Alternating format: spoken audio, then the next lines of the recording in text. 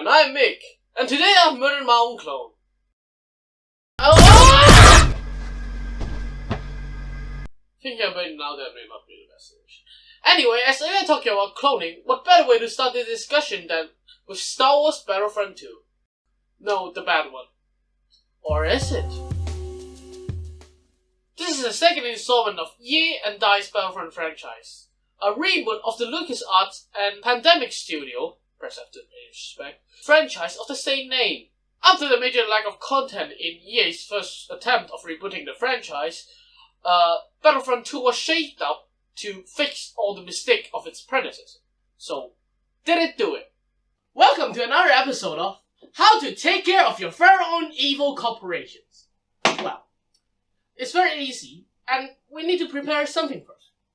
So we need to find an evil corporation. Perfect! Now, to feed your evil corporations is very easy, but you need to make sure that it is safe. So first, call your evil corporation here. Now, we just need a large box of cash, like here.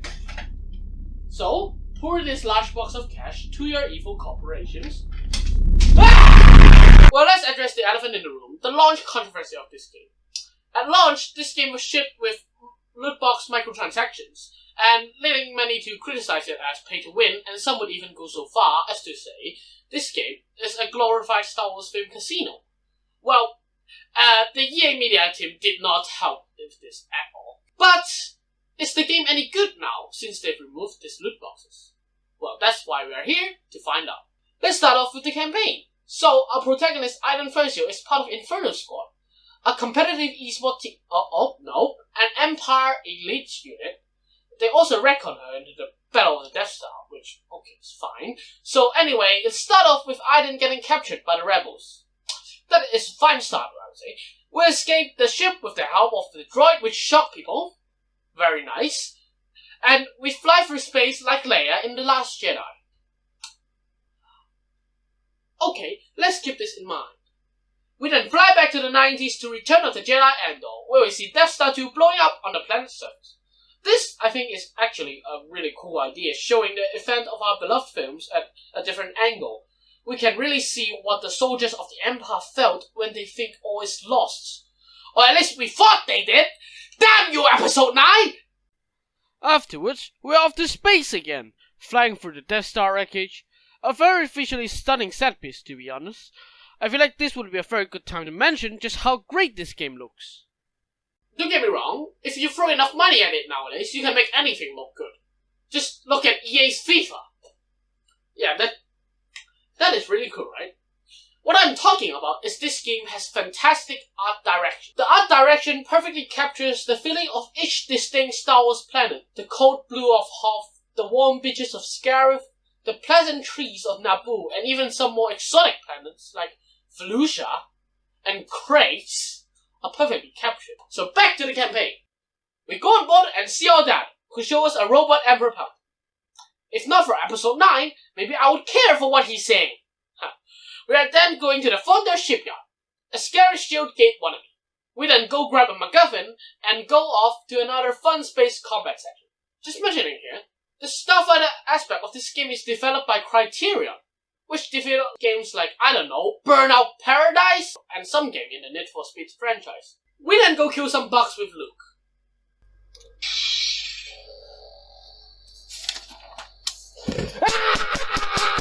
Then Luke gets a compass, which actually can be seen in The Last Jedi, and very obviously foreshadow our characters eventually switching sides.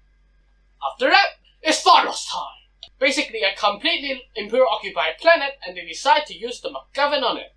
The MacGuffin is like some climate-destroying thing that can make a whole planet inhabitable, and the first thing they do is target their own home. Okay, not even like a planet that is trying to divide the Empire or something. Apparently, this is the dead Emperor's plan. This is like shooting yourself in the feet after you got hurt! Okay. Then very obviously, the main characters switch sides and shoot the teammate in the leg. After that, we just start murdering old colleagues right away, with no hesitation. Hey, you're from the Inferno Squad, right? Since I was a kid, I wanted to join the Empire and be as cool as you. We then stole an AT-AT, don't at me, and commit more murder. We got off the planet and very coincidentally met up with Lando Calrissian. Fan service aside, Lando in this game is voiced by his actual actor in the original film. Very cool. They believe us immediately, and we are off to destroy some MacGuffins over Naboo. Yes, that Naboo! From the prequels! And we got to play as Leia as well, for just more fan service. There you can see we got new clothes. We then cut to Takodana for no other reason than more fan service. We then get to see Han Solo. Oh my god! Oh my freaking god! Just want to say it, Han, this beard does not suit you at all. We get to play as Han and fly the Falcon. It is fine. We go to Cloud City by flying past some weird space Cthulhu looking thing to catch our leg hurting buddy. We disguise ourselves as stormtroopers because the films did it, remember? We then find out our buddy is not actually there and make fun of Cloud Cars. Cloud Cars has feelings too, okay? Cloud Cars has feelings too. We then have another hero mission where we play as Lando on Celeste. It is fine. We then go to the Battle of Jakku. It's pretty cool and we get to explore a crashed Star Destroyer. We went and go shoot down our old buddy's ship. And we land our ship on top of a flying Star Destroyer. Now, Lucasfilm, do you have anything you want to tell us? It's fine. I won't tell Disney. Fine. Tell us. After we murder more of our former colleagues, we see Dad on a crashing Star Destroyer choosing to stay and die. Then Aiden and the other guy have a kiss out of nowhere. Seriously, Lucasfilm? Stop! Or I'll tell Disney. And finally the campaign ends. Overall, I think the story... Oh, wait. It's not over yet. We jump forward a few decades and have a Kylo Ren dreamlike sequence and our buddy kills the other guy. They later released an add-on story titled Resurrection, which is about an hour long and it's about Aiden's daughter and they killed off Aiden. Not much else to say. Overall, this campaign is alright. Although it does not deliver the Empire side of story their advertising would make you to believe it is, for what it is basically you play it once and you forget about its story, and it does its jobs. So, with the campaign out of the way, there's not much to do offline really. There are some offline missions and arcade modes. They're fine as is, but not much to know. There are offline instant action, a thing from the old Battlefront 2 where they brought back, and in it you basically capture and hold points, or in universe, command posts to win. However, these are not what most of us buy this game for, is it? We buy it for the multiplayer. So how is the multiplayer? Well, after they removed loot boxes from the game, they had to revamp the progression system. However, as the Stargate system was built on the previous one, where serious imbalances already exist, as they were meant for loot boxes, they aren't very even out as of currently, as well as some are clearly made to be better than the others, but they're normal patches, so this is pretty bad. This game also brought back the widely requested class system for inventory. The 4 base classes are Assault, the most balanced one, Heavy, the one with higher health and minigun, Specialist, pistol and turrets, and Specialist, the sniper class. Each of them has 4 blasters to unlock and 1 standard blaster. There are also Aerial, Infiltrator, and Enforcer class as special units which need points earned in match to play as. Heroes also work that way, but with a higher point requirement. But as there can only be one of each hero playing at once, some players would sit and camp in a menu when they have enough points for a hero, which is kind of annoying. So, let's talk about the maps. There are over 19 different planets, with some having multiple maps spanning across all 9 Star Wars movies, and the 2 spin-offs. The one where everyone thinks is good, and the one where nobody cares about. There are some maps that are only available to be played online, which is kind of a letdown. There are many game modes, but as the player base is not extremely large, some game modes are sadly left behind with empty lobbies. Like the weirdly scary Ewok hunt modes where you have to survive in a pitch dark Endor as a stormtrooper with a flashlight attached to your gun. They somehow made Ewok scary! The other abandoned mode is Hero Starfighters, where they have 4v4 Hero Starfighter battles.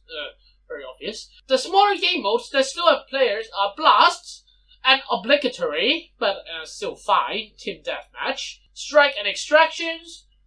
There are small-scale mode with simple objectives. They're fine for what they are, but I personally don't care about them, to be honest. Other than Heroes Starfighters, there are 2 more hero game modes, and they are Heroes vs Villains, a 4v1 matchup of heroes of all eras, and Heroes Showdown, a 2v2 mode where the first team to win against each other 3 times win. As heroes in this game have very different and unique attack methods, like Force Lightning to Lightsabers, this mode makes for really fun matchup scenarios, like Anakin fighting Kylo Ren in Scarif. There's also Starfighter Assault, an objective-based game where you need to blow up certain things to win. This mode is extremely fun with the intuitive Starfighter control, but it sadly did not receive any updates post-launch as Criterion games are not part of the life support team. And because of that, it is very hard to find a lobby for now. Of course, the main focus of the game is on the 2 bigger game modes, Galactic Assault and Supremacy. They are both massive 20v20 player game modes with heroes, vehicles, reinforcements, and on certain maps, starfighters. Galactic Assault is a linear objective-based mode with handcrafted objective for each map. Like the first phase of Hoth for Rebels is to eliminate 2 AT-AT, or the second phase of Geonosis for the clones is to pilot ATTs to destroy the 2 separatist transports. This mode also allows cross-era heroes. Prequel heroes like Darth Maul can be played on sequel maps like Starkiller Base. This game mode is here since launch, so I guess the developer allowed cross-era because of the lack of prequel and sequel heroes at launch, and just didn't bother to change it now. On the other hand, Supremacy is a more open-ended game mode where you have to hold command posts, which increases reinforcement counts over time. When reinforcement counts reaches 100%, if you're playing on the original trilogy, the match will end. Very underwhelming. However, if you are on prequel or sequel Supremacy, the team who reaches 100% first will be transported to the enemy's capital ship to attempt to destroy the opponent's capital ship. If they destroy the ship, they win, or if they fail, the damage on the capital ship will be retained, and they would be transported to the ground and repeat until one side wins. This makes the match time way longer than the other game modes, but some may consider it a good thing. Like me. Because you have more time to spend on this large-scale game mode with only era-specific heroes available. This is the most immersive game mode for this game, where you can actually feel like a nameless soldier in a Star Wars galaxy and get gunned down by a freaking tank. There's also a more linear PvE mode called Co-op, where 4 players are joined by AI teammates to attack or defend a series of command posts while fighting AI opponents. They're also split into 3 eras and 2 factions each. Heroes, vehicles, or even starfighters are playable.